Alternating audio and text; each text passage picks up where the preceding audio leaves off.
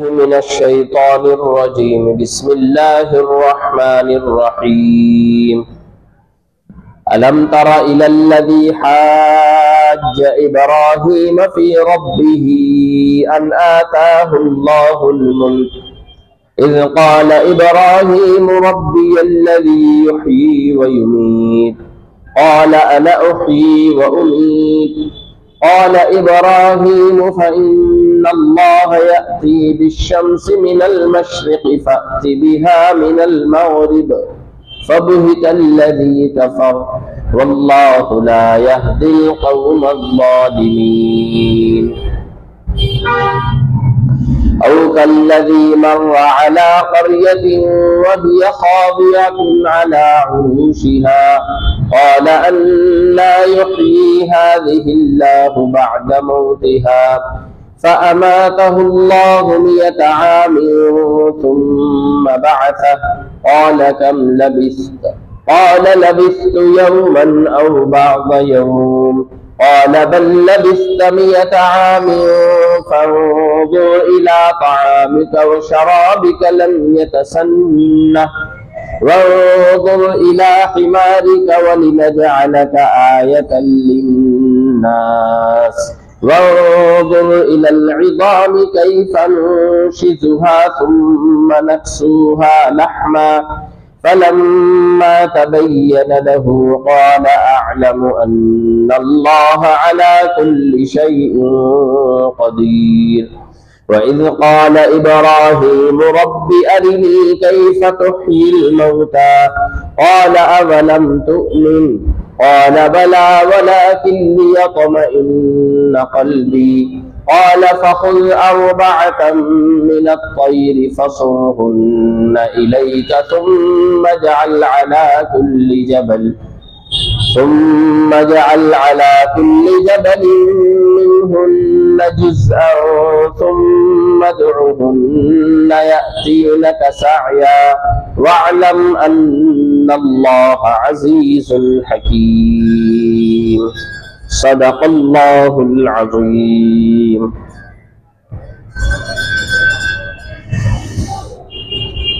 کیا تم نے اس آدمی کے حال پر غور نہیں کیا جس نے ابراہیم علیہ السلام سے اس کے رب کے بارے میں حجت کی جبکہ اللہ نے اس کو بادشاہت دی تھی؟ ابراہیم علیہ السلام نے جب اس سے کہا میرا رب تو وہ ہے جو زندگی بھی عطا کرتا ہے اور مارتا بھی ہے، وہ بولا میں بھی مارتا ہوں اور جلاتا ہوں، زندگی عطا کرتا ہوں۔ ابراہیم علیہ السلام بولے اللہ تو سورج کو مشرق سے نکالتا ہے، تم اسے مغرب سے نکال دو۔ وہ انکاری ہکا بکا رہ گیا اور اللہ ظالم قوم کو راہ نہیں دکھایا کرتا۔ ایک اور قصہ اس آدمی کا جو ایک بستی پر سے گزرا جو اپنی چھتوں پر گر چکی تھی۔ وہ بولا آبادی کے مر جانے کے بعد اللہ اسے کیسے زندہ کرے گا؟ تب اللہ نے اس کو مار ڈالا 100 برس کے لیے، پھر زندہ کیا تو پوچھا تو کتنی دیر مرا پڑا رہا؟ وہ بولا میں 1 دن یا دن سے کچھ کم حصہ یہاں پڑا رہا۔ اللہ نے فرمایا نہیں، بلکہ تو مر کر 100 سال تک پڑا رہا۔ اپنے کھانے پینے کی چیزوں پر نگاہ ڈال کہ وہ سڑی گلی نہیں ہے، اور دیکھ لے اپنے گدھے کو جو مر کر ہڈی کا چورا ہو گیا۔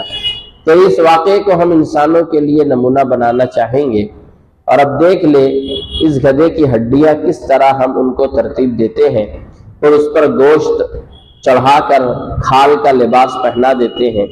یہ بات جب اس کے سامنے کھل گئی تو وہ بول پڑا میں خوب جان گیا اللہ ہر چیز پر قدرت رکھتا ہے۔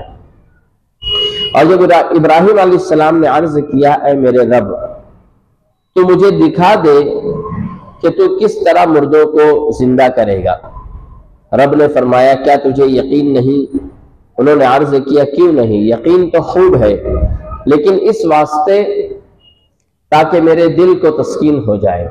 فرمایا تو 4 پرندوں کو لے لے، پھر ان کی صورت بھی پہچان لے اور اپنی طرف مانوس کر لے، پھر ان کو الگ الگ ٹکڑے، ان کے الگ الگ ٹکڑے پہاڑیوں پر ڈال کر آ جا، پھر ان کو آواز دے، وہ تیرے پاس دوڑتے ہوئے آ جائیں گے، اور جان لو کہ اللہ زبردست حکمت والا ہے۔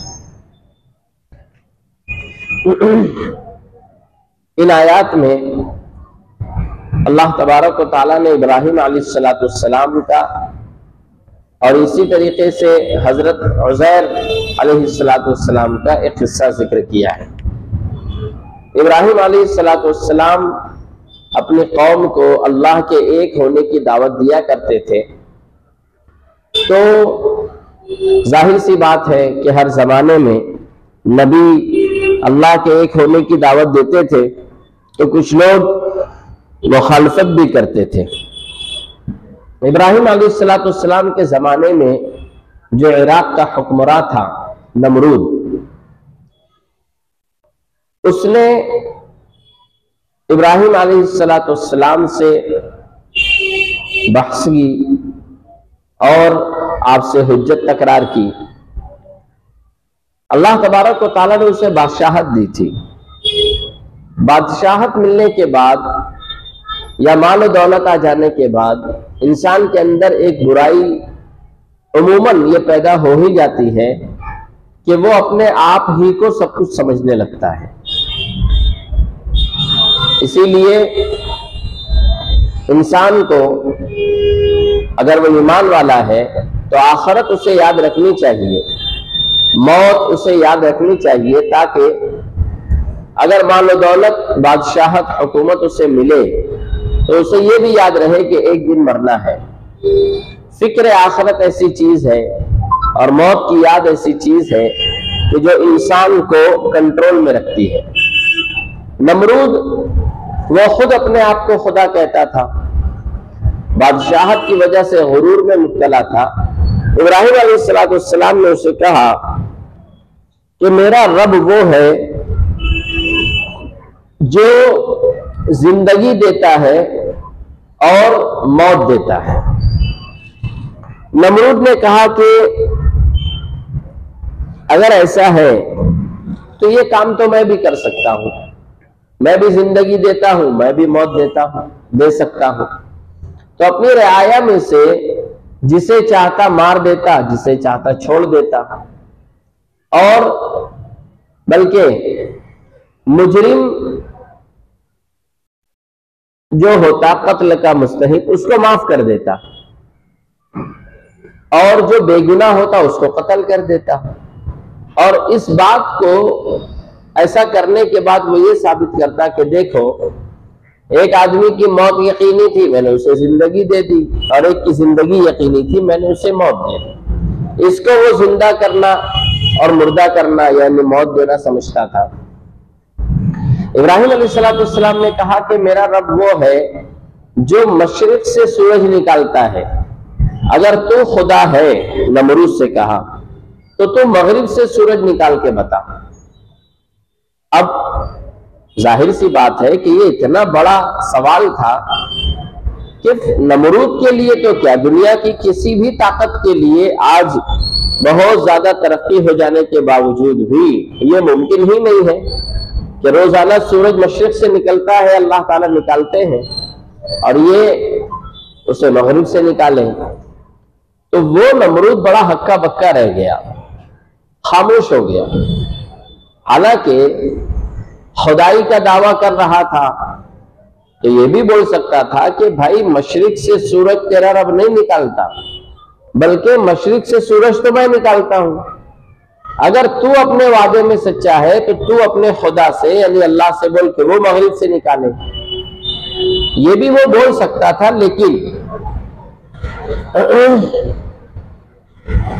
اللہ تبارک و تعالیٰ نے اس کی عقل ہی معاف کر دی، یعنی اس کے ذہن میں یہ سوال کا یہ جواب آیا ہی نہیں۔ جب انسان جھوٹ بولتا ہے اور غلط بات کرتا ہے تو 2 اور 2 4 کی طرح واضح بات بھی اس کے ذہن میں نہیں آتی۔ وہ چاہتا تو بولتا کہ اے ابراہیم، مشرق سے سورج روز میں نکالتا ہوں، اگر تیرا اللہ طاقتور ہے تو انہیں بول کہ وہ مغرب سے نکالے، لیکن یہ جواب اسے آیا ہی نہیں۔ یا جواب تو اس کے ذہن میں آیا ہوگا، لیکن وہ یہ بات جانتا تھا کہ واقعتاً میں خدا تو ہوں نہیں، اللہ ہی خدا ہے۔ اگر میں ایسا بول دوں کہ مشرق سے سورج میں نکالتا ہوں، مغرب سے تو اپنے رب کو بول وہ سورج نکال لے، تو اللہ تو سورج نکالنے پر قادر ہے۔ تو اگر واقعتاً ایسا ہو گیا اور ابراہیم علیہ السلام نے اللہ سے دعا کی اور اللہ نے مغرب سے سورج نکال دیا، تو ظاہر سی بات ہے میری پوری کی پوری قوم مسلمان ہو جائے گی، اور مسلمان جب ہو جائے گی تو انہیں روکنا مشکل ہو جائے گا۔ اس لیے اس نے عافیت اسی میں سمجھی کہ خاموش ہو جائے۔ ابراہیم علیہ السلام اللہ تبارک و تعالیٰ کے خلیل کہلاتے ہیں، یعنی جگری دوست۔ اللہ نے ابراہیم علیہ السلام کو بے شمار آزمائشوں سے گزارا۔ حکومت ابراہیم علیہ السلام کے خلاف رہی، نمرود اس نے خدائی کا دعویٰ کیا، حالانکہ بعض روایات میں یہ بات ہے کہ وہ رات میں خود اس بات کا اقرار کرتا تھا کہ اللہ میں خدا نہیں ہوں، خدا تو ہی ہے۔ بعض روایات میں یہ بات ملتی ہے۔ ابراہیم علیہ السلام اسے دعوت دیتے تھے، لیکن حکومت بادشاہت کا نشہ ایسا تھا کہ وہ ابراہیم علیہ السلام کی بات مانتا ہی نہیں تھا۔ ایک دوسرا واقعہ آگے ذکر کیا گیا ہے کہ اس سے پہلے یہ بات سمجھ لیں کہ اللہ تبارک و تعالی ظالم لوگوں کو ہدایت نہیں دیتے۔ ظالم کہتے ہیں ہر اس آدمی کو کہ جو سامنے والے کا جو حق ہے وہ حق نہ دے، اسے ظالم کہتے ہیں۔ سب سے بڑا ظلم اللہ کو ایک نہ ماننا ہے، نمرود نے وہ کیا، تو اللہ تبارک و تعالیٰ نے اسے ہدایت نہیں دی۔ معلوم یہ ہوا کہ اگر ہدایت حاصل کرنا ہے تو ظلم سے ہمیں بچنا پڑے گا۔ اگر کوئی بندہ، کوئی اللہ کی بندی کسی پر ظلم کرے، چاہے وہ جانور پر کرے چاہے وہ انسانوں پر کرے، تو اللہ کے نزدیک وہ اللہ کا بندہ، وہ بندی پسندیدہ نہیں ہے۔ ہدایت سے محروم ہونے کا سبب ظلم ہے۔ اللہ تبارک و تعالیٰ ظالم لوگوں کو ہدایت نہیں دیتے، اور ہماری دنیا و آخرت کی سب سے بڑی ضرورت ہدایت ہے۔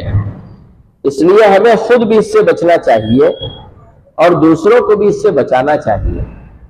دعا کرنی چاہیے کہ ہم ظالم بھی نہ بنے اور مظلوم بھی نہ بنے، اور اس کا آسان سا راستہ یہ ہے کہ ہمارے گھر میں، یا یہ کہ ہمارے حقوق جن کے اوپر ہیں ہم ان کے حقوق ادا کریں۔ ہم اگر ماں ہیں تو بچوں کے حقوق ادا کریں، بیوی ہے تو شوہر کے حقوق ادا کریں، بہن ہے تو بھائی کے حقوق ادا کریں، بیٹی ہے تو والد کے، والدین کے حقوق ادا کریں۔ اپنی طرف سے حقوق کی ادائیگی ہوتی رہے گی تو انشاءاللہ ہمارا شمار ظالموں میں نہیں ہوگا۔ دوسرا واقعہ یہاں پر ذکر کیا گیا ہے، یہ واقعہ حضرت عزیر علیہ السلام کا ہے۔ ایک قول ایسا بھی ہے، حضرت عزیر علیہ السلام ایک بستی پر سے گزرے۔ بخت نصر نامی ایک ظالم بادشاہ تھا، اس نے بنی اسرائیل کو کچل دیا اور بستیاں ویران کر ڈالی، مکانات جلا دیے، اور ایسا بھیانک قتل عام کیا کہ بہت کم آدمی بچے اور ان کو بھی پکڑ کر لے گیا۔ ایسی کسی بستی پر حضرت عزیر علیہ السلام کا گزر ہوا تو ان کو اس راکھ کے ڈھیر میں ایک زندگی کے مشاہدے کا تقاضا ہوا کہ بھائی یہ راکھ کا ڈھیر ہے، تو جب ساری دنیا ختم ہو جائے گی تو اللہ تبارک و تعالیٰ کس طرح انسانوں کو زندہ کریں گے، یہ میں دیکھنا چاہتا ہوں۔ اللہ تبارک و تعالیٰ نے یہ کیا کہ عزیر علیہ السلام ہی کو موت دے دی۔ انہوں نے کہا اللہ اسے کیسے زندہ کرے گا؟ ہو سکتا ہے زبان سے کہا ہو، یا ہو سکتا ہے کہ انہوں نے دل میں یہ بات کہی ہو کہ اللہ تبارک و تعالیٰ اس مردہ زمین کو کیسے زندہ کریں گے۔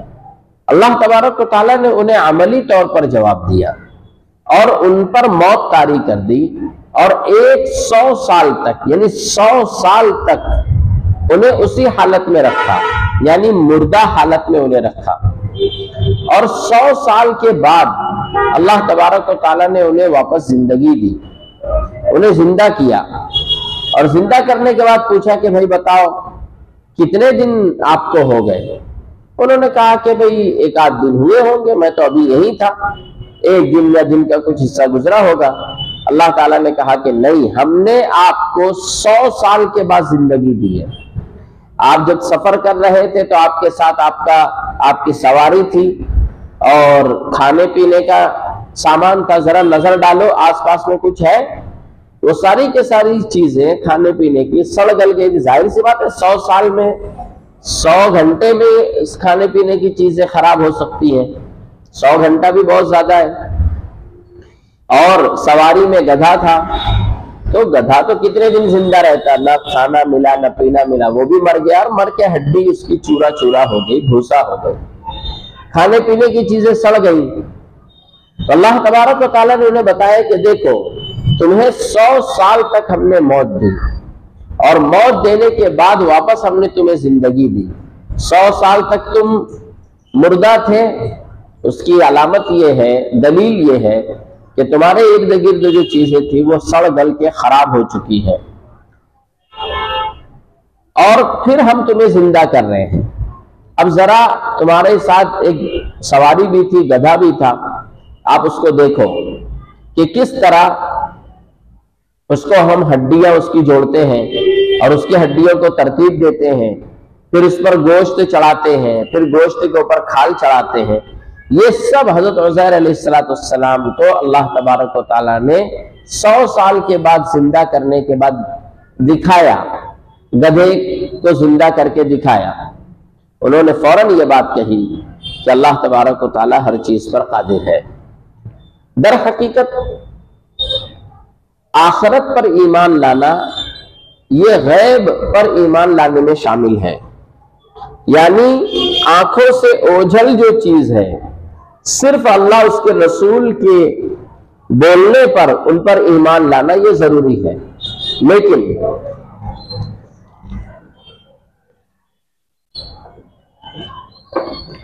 اللہ تبارک و تعالی کبھی کبھی اپنے نیک بندوں کے ذریعے دنیا میں ایسی چیزیں دکھا بھی دیتے ہیں، چاہے وہ نبی کے ذریعے دکھا دیں یا اللہ کے کسی نیک بندے کے ذریعے اس طرح کے معجزات ہو جائے۔ یہ اس لیے ہوتا ہے تاکہ جو لوگ غیب پر ایمان رکھتے ہیں ان کا ایمان مزید مضبوط ہو جائے۔ حضرت عزیر علیہ السلام تو نبی ہے، تو ان کا تو اللہ کی ذات پر ایمان تھا، لیکن وہ صرف مشاہدہ کرنا چاہتے تھے کہ کس طرح اللہ زندہ کریں گے۔ ظاہر سی بات ہے کہ آج ہم میں سے بھی بہت سارے لوگ چاہیں گے کہ اس طرح کچھ چیز ہو وہ دیکھیں، لیکن اللہ کا ضابطہ یہ ہے کہ اللہ سب کو ایسا دکھاتے نہیں ہے۔